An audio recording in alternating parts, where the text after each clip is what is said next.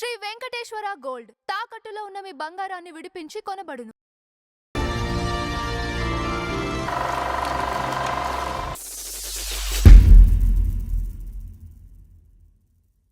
నమస్కారం నంద హరిచంద్ర గారు. నమస్కారం అంజబాబు గారు.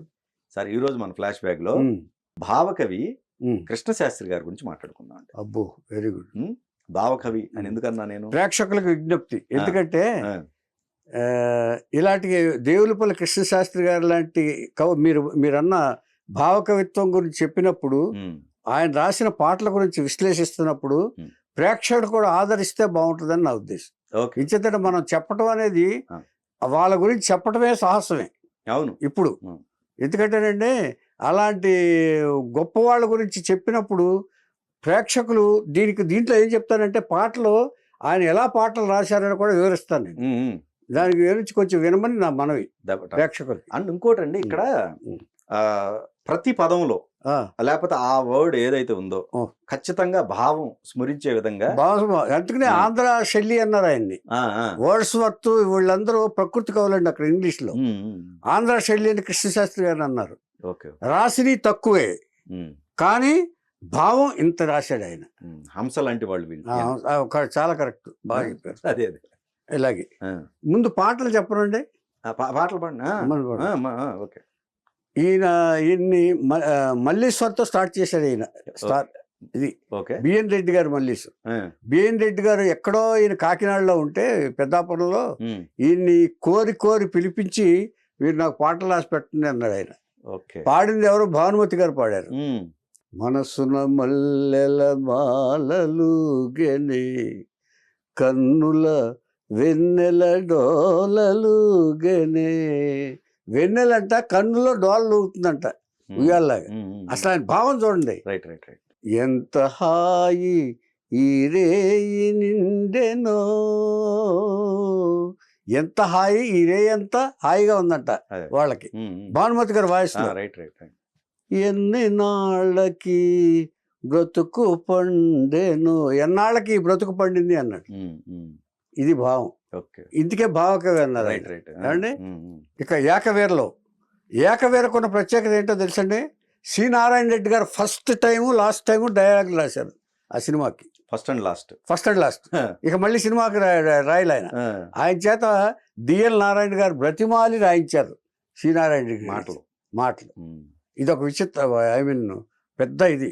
అసలు నాగేశ్వరరావు గారి రామారావు గారిని పెడదాం అనుకున్నారు. విశేషం, నాగేశ్వరరావు యాక్సెప్ట్ చేయలే. ఆయన కొన్ని నేను పనికిరానండి అన్న.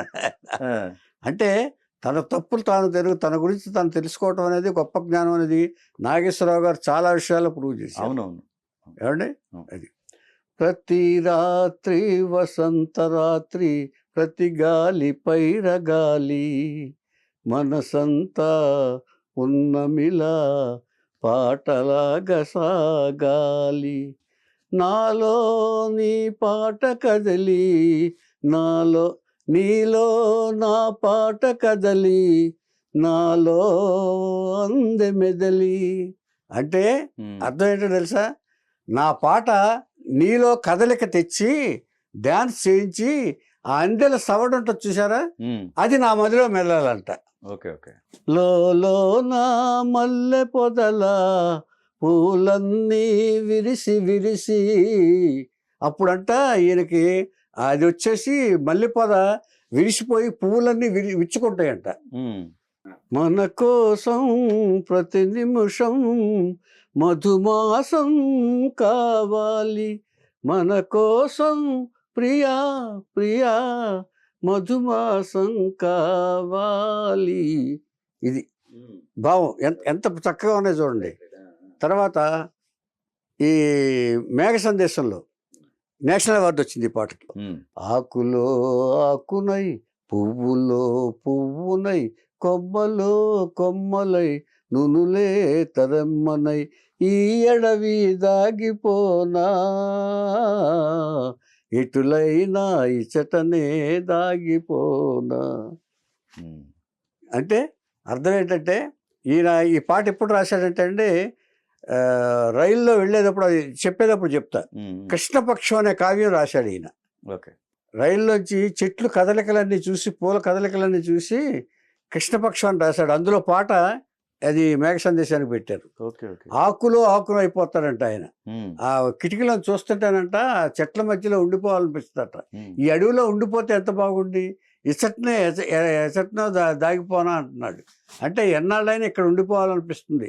అంటే ప్రకృతిని చూస్తూ అలా ఉండిపోతే ఎంత బాగుంటుందని కృష్ణశాస్త్రి గారు బాబు. అయితే ఇక్కడండి ఇంకొక 2 పాటలు మనం వెళ్ళే ముందు, ఇప్పుడు ఈ సిచ్యువేషన్ కూడా సేమ్, అంటే ఒక బయట ఎక్కడైతే చూశారో కవి ఇన్స్పిరేషన్, కవి హృదయం, అదే కదా. అవును, ఆత్రేయ గారు అదే. ఏమండి తర్వాత ఈ దాంట్లో కావ్య గౌరవం ఎక్కువ అండి.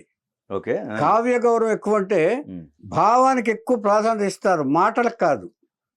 ఎక్కువ భావానికి దీనికి.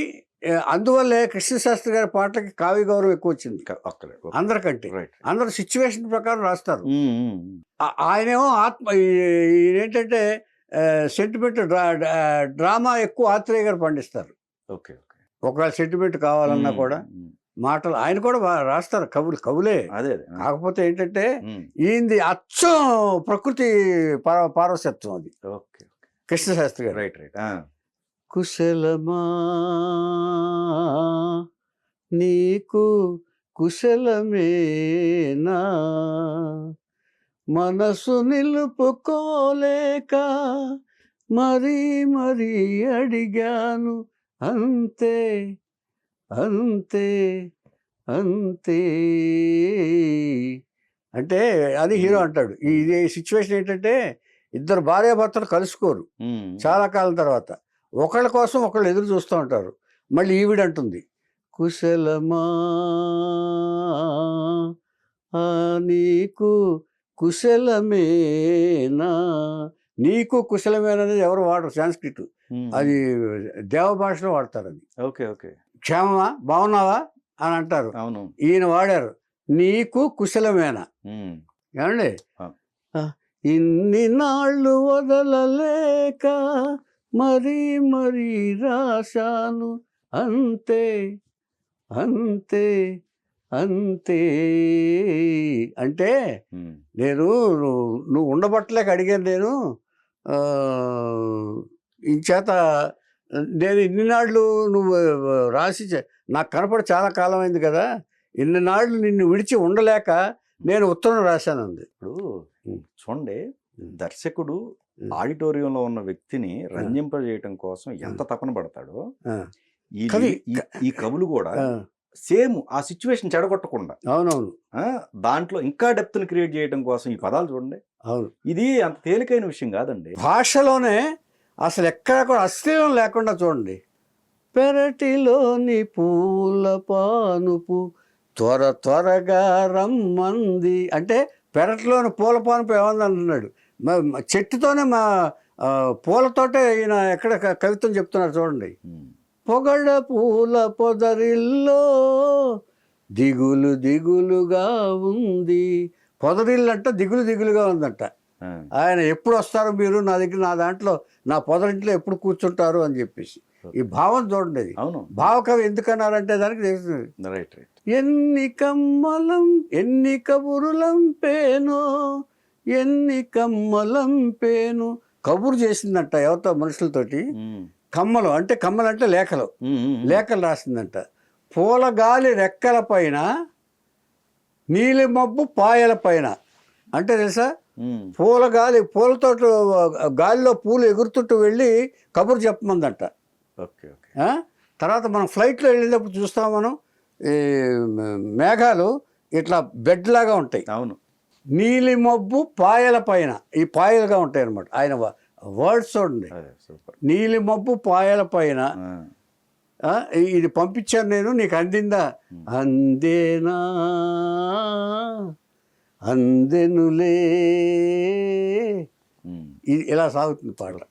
సడిసేయకో గాలి సడిసేయకోయి. ఈ లలిత పదాలు, అలతి పదాలతో లలిత గీతాలు ఈయనకి చెప్పాలంటే.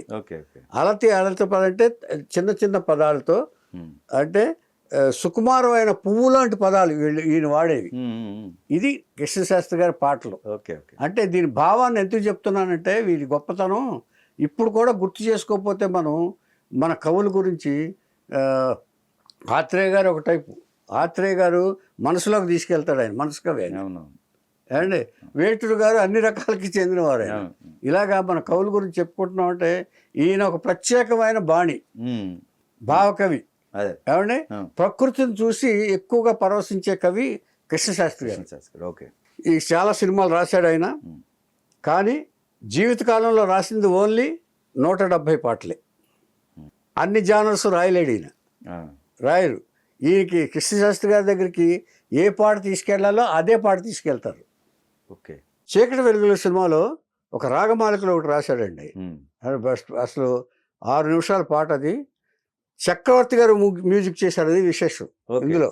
ఇంత మంచి పాటని చీకటి వెలుగుల కౌగిటిలో పొంగే బంగారు రంగులు ఏకమైన హృదయాలలోన ఏకమైన హృదయాలలోన పాకే బంగారు రంగులు ఈ మెడ చుట్టూ గులాబీలు ఈ సిగపాయల మందారాలు నీ మెడ చుట్టూ గులాబీలు నీ సిగపాయల మందారాలు మరచిపోకుమా తోటమాలి త్వరపడి అయినా మతిమాలి.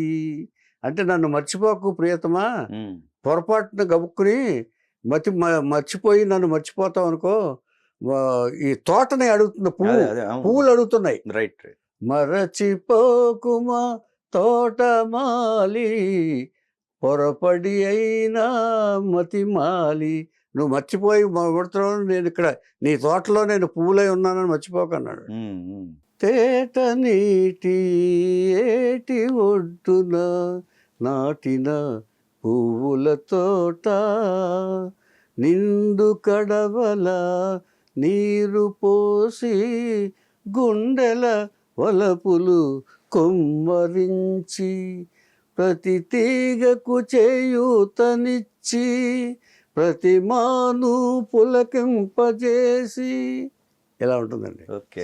6 ఋతువులు ఆమని వేళలే మన తోటలో అన్ని రాత్రులు పున్నమి రాత్రులే మన మనసులు మల్లెలతో వసంతం చేమంతులతో హేమంతం వెన్నెల పారిజాతాలు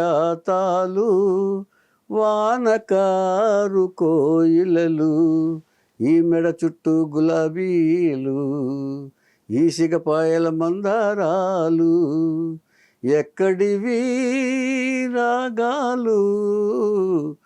మొత్తం నేచర్ కి కనెక్ట్ అయ్యే రాసిన పదాలు అంతే. అందుకే కృష్ణశాస్త్రి గారిని ఇచ్చేస్తారు. అసలు ఆయన ఒంట్లో బాగోక రైల్లో వెళుతూ రాసిన కృష్ణపక్షంలో ఆకులతో సంబంధం. ఆయన ప్రకృతి అంటే విపరీతమైన ప్రాణం అంటే. దానికి నేషనల్ అవార్డు వచ్చింది కదా. నేషనల్ ఆకులు నేషనల్ అవార్డు వచ్చింది మేఘ సందేశ్. తర్వాత తుకారంలో ఘన ఘన సుందరా కరుణారస మందిరా అది పిలుపో మేలు కొలుపో మరి మధుర మధుర మధురమో ఓంకారమో పాండురంగ పాండురంగ ఘన ఘన సుందరా. తర్వాత మళ్ళీ భానుమతి పాడింది మల్లీశ్వర్లో పిలచిన బిగువటరా ఔరౌర చెలువలు తామే వలచి వచ్చిన పిలచిన బిగువటరా. ఇది భానుమతి గారు కూడా పాడారు ఇక్కడ మల్లీశ్వర్లో. ఇప్పుడు ఇక్కడ మీరు దీంట్లో మగవాళ్ళు అనొచ్చు కానీ ఆయన చెలువులను రాశాడు. చెలువులు అనే పదం అది గొప్పతనం, కృష్ణశాస్త్రి గారి గొప్పతనం. అదే ఆయన పదాలు చూడండి. అందుకే అలతి పదాలు లలితంగా ఉంటాయి ఆయన పదాలు. అంటే పుష్పాల్లాగానే ఉంటాయండి. పుష్పాలు తీసుకొచ్చి ఇలాగా మనం దేవుడి పాదాల ముందు ఎలా పెడతామో అలాంటి పదాలతో రాస్తాడు ఆయన. మామూలు పాటలు రాయడు ఆయన. అదేలేండి అర్థం. ఒక డ్రామాటిక్ పాటలు కానీ ఇది కానీ ఆయన దగ్గరికి వెళ్ళరు. Right right. ఇలాగ ఈయన పిఠాపురంలో, మన పిఠాపురం మండలం, తూర్పుగోదావరి జిల్లా, చంద్రలపాడులో 1918లో జన్మించాడు ఈయన. ఎవరు? కృష్ణశాస్త్రి గారు. వీరి తండ్రి గారు వెంకట శాస్త్రి గారు, వీరి పెదనాన్నగారు సుబ్బరాయ శాస్త్రి గారు. దేవులపల్లి సోదర కవులని వాళ్ళకి పేరు. దేవులపల్లి సోదర కవులు అంటే పెద్ద తిరుపతి వెంకట కవులు ఎలా అంటాం, అలాగే దేవులపల్లి సోదర కవులు అని చెప్పి వాళ్ళిద్దరికి పేరు. ఇంట్లో ఎప్పుడు సాహిత్య గోష్ఠి ఉంటూ ఉండేది. ఇలాగా ఎడ్యుకేషన్ విజయనగరంలో డిగ్రీ చదువుకున్న తర్వాత కాకినాడ వచ్చేసి, కాకినాడ నుంచి ఉద్యోగాల కోసం ట్రై చేస్తే పెద్దాపురం మిషన్ హై స్కూల్లో దొరికింది ఉద్యోగం. ఇది మనం నోటెడ్ పాయింట్. జనరల్గా వాళ్ళు ఆ పండితులైన వాళ్ళు ఆ మిషన్ హై స్కూల్స్లో వాటిల్లో చేరరు. కానీ ఈయన కావాలని ఆ స్కూల్లో చేరాడు. ఆయన ఉద్యోగం చేస్తుంటే అప్పుడే బ్రహ్మ సమాజం ఉద్యమంగా స్టార్ట్ అయిందండి. అది బ్రహ్మ సమాజం అంటే మనం చెప్పాలి. ఇప్పుడు బ్రహ్మ సమాజం ఎందుకు స్టార్ట్ అయిందంటేనండి, 1828లో రాజా రామ్మోహన్ రాయ్ గారు స్థాపించారు బ్రహ్మ సభ అసలు మొదట. ఆ తర్వాత బ్రహ్మ సమాజంగా మారింది 1929లో. దేనికంటే సాంఘిక దురాచారాలు. సాంఘిక దురాచారాలు అంటే ఇక్కడ ఆడవాళ్ళని ఇబ్బంది పెట్టాలి, ఈ ప్రజల్ని ఇది మన మంచి పనుల వైపు మళ్లించడానికి బ్రహ్మ సమాజం ఉద్యమంగా స్టార్ట్ అయింది. ఇదివరకు అసలు మెయిన్ స్టార్ట్ అయింది ఏంటంటే సతీ సహగమనం కోసం. ఇదివరకు సతీ సహగమనం ఉండేది. భర్త వెంటే చిత్తుల మీద, కట్టెల మీద కాల్చి చేసేవారు. దీనికి ఏర్పడటానికి కారణం ఏంటంటే రాజా రామ్మోహన్ రాయ్ గారికి అన్నగారు ఉండేవారు, జగన్నాథరాయ్ గారు. ఆయన కొంతకాలం తర్వాత చనిపోతే ఆ జగన్నాథరాయ్ గారి చితి మీద ఆయన భార్యని వదిన గారిని తీసుకెళ్లి కాల్చేశాడు. అప్పుడు సతీసాగమనం ఉండేది కదా. సతీసాగమనం ఉండేదంటే అది దానికోసమే బ్రహ్మ సమాజం వచ్చింది. ఉండేదంటే చేయటానికి కాదండి, దాన్ని నిర్మూలించడానికే మనం వీళ్ళు ఉద్యమాలు స్టార్ట్ చేశారు. సంఘ సంస్కర్తలు, సాంఘిక దురాచారాలు ఇలాంటివన్నీ చేయకూడదు. ఆడవాళ్ళ స్త్రీ గౌరవం, మన బాల్య వివాహాలు నంబర్ 1. తర్వాత ఈ బ్రహ్మ సమాజం యొక్క ముఖ్య లక్షణాలు ఏంటో తెలుసండి. ఏకదేవ పూజ అంటే ఒకే దేవుడిని పూజించాలి, 10 మంది దేవుళ్ళని పూజించకూడదు. ఆ దేవుడు ఎవరైతారు? ఎవరైనా దేవుణ్ణి 10 మంది దేవుళ్ళని పూజించకూడదు అంటారు వాళ్ళు. దేవుడిని ఇష్టమే, బట్ ఒక దేవుడిని పూజించాలి. ఊరికి 10 దేవుళ్ళు పూజించడం వల్ల ఆ మతాల మౌఢ్యం ఎక్కువైపోతుందంట. ఇప్పుడు శివుడు ఉందనుకుంటే రుద్రుడు అంటారు, కొంతమంది ఇదంటారు అదంటారు. ఇవన్నీ కాదు, దేవుడు ఒక్కడే, వాడిని మీరు ఎవరిని పూజించుకుంటారో వారినే పూజించుకోండి అని చెప్పి ఒకటి. తర్వాత వదిన గారిని కాల్ చేసిన వెంటనే ఇమ్మీడియట్ దీన్ని ఎదుర్కొన్నాడు ఆయన. వద్దని నువ్వెవరో చెప్పడానికి మా ఆచారం అది అని చెప్పేసి ఇంట్లోనే వ్యతిరేకత వచ్చింది. ఇంట్లో వ్యతిరేకత వచ్చేటప్పుడు 1828లో బ్రహ్మసభ అని ఏర్పాటు చేసి అందరినీ కూడగట్టి ఆ దురాచారాన్ని మాపాలి, ఎవరో సతీ సహగమనం చేయడానికి వీల్లేదు, ఆడవాళ్ళ బ్రతుకుల్ని మీరు కాల్చి చంపడానికి అసలు మీరెవరు, దేవుడిచ్చిన బ్రతుకది, ఆవిడది. నీకు భార్య అయినంత మాత్రాన నీ ఇష్టం వచ్చినట్టు చేయడానికి లేదు, దేవుడిచ్చిన ప్రాణాన్ని మీరు తీసుకోవడానికి లేదని చెప్పి బ్రహ్మ సమాజంలో ఇచ్చేశారు. ఇగో మీరు ఏదో మూఢనమ్మకాలు పెట్టుకుని ఏదో పూజలు చేసి ఇవన్నీ చేయడానికి వీలేదు, అందుకే ఒకే దేవుడిని పూజించండి. అంటే ఇది కలకత్తాలో స్టార్ట్ చేశారు. అసలు కలకత్తాలో స్టార్ట్ చేసి తర్వాత ఉద్యమంలాగా తీసుకొచ్చి ఇచ్చేశారు. ఈ ఉద్యమం పట్ల ఆకర్షితుడయ్యారు కృష్ణశాస్త్రి గారు. ఉద్యమం రాజీనామా చేశాడు, ప్రచారం మొదలుపెట్టాడు. కవి కదా, ప్రచారం మొదలుపెట్టాడు ఆయన. కరెక్ట్, ఇది దేవుడిని ఒకరినే పూజించండి, ఇలాగ స్త్రీని గౌరవించండి, మీరు అన్నట్టు బాల్య వివాహాలు చేయకూడదు, ఇవన్నీ కూడా ప్రచారంలో పాల్గొన్నాడు. ఉద్యోగం మానేస్తే అప్పుడు డిగ్రీ అయిన తర్వాత పెళ్లి చేశారు. వెంటనే పెళ్లి చేశారు. ఎవరికి? ఈయనకి. పెళ్లి చేసిన తర్వాత పెళ్ళైన 1.5-2 సంవత్సరాలకో భార్య చనిపోయింది.